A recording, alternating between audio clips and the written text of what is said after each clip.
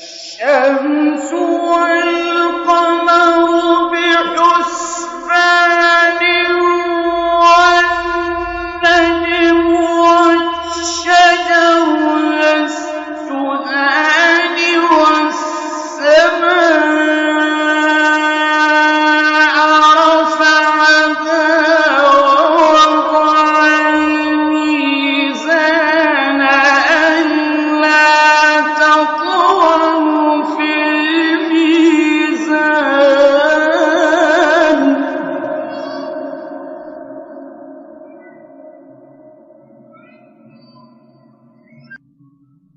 وأقيموا الوزن بالقسط ولا تخسروا الميزان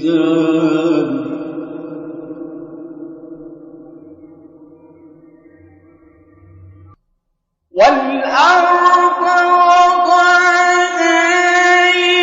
للأنام فيها فاكهة والنخل ذات الأكمام والحب ذو العصف والريحان فبأي آلاء ربكما تكذبان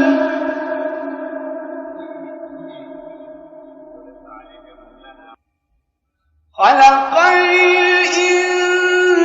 الإنسان من صلصال كالفخار وخلق الجان من مارج من نار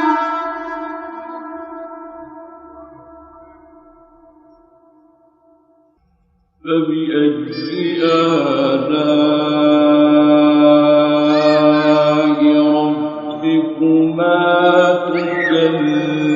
تكذبان رب المشرقين ورب المغربين فبأي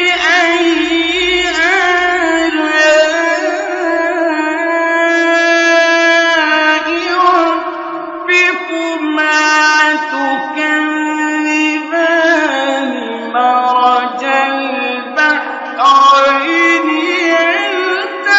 يلتقيان بينهما برزخ لا يبغيان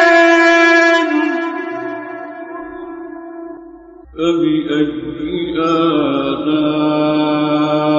آلاء ربكما تكذبان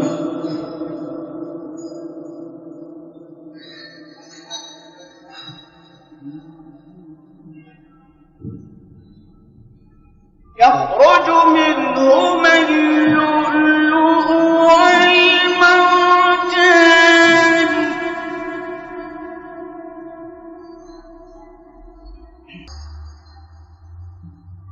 فبأي آلاء ربكما تكذبان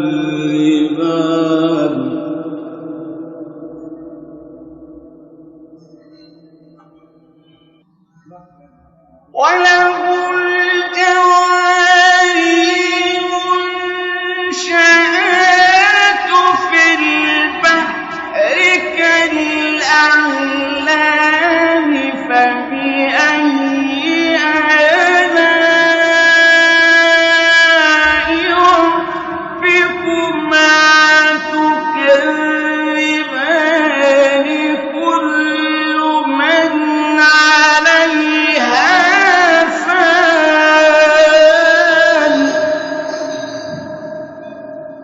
كل من عليها فان ويبقى وجه ربك ذو الجلال والإكرام